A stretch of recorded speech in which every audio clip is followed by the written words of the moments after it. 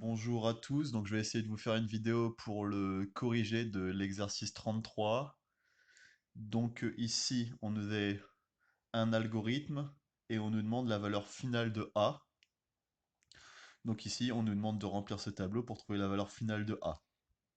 Donc A au départ, c'est 1, c'est 100, pardon.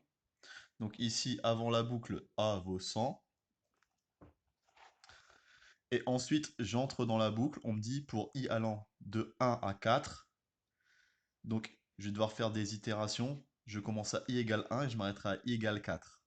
Et à chaque fois, je devrais faire ce calcul. Donc, à chaque fois, on voit que a devient a plus 25. Donc, à chaque fois, a faut ajouter 25.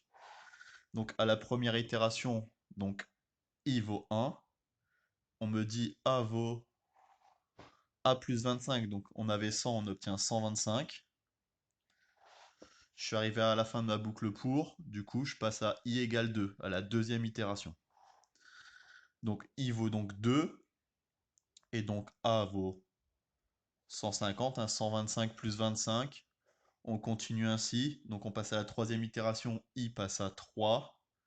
Donc a devient 175. Et à la quatrième itération, i passe à 4. Et donc a devient 175 plus 25 vaut 200.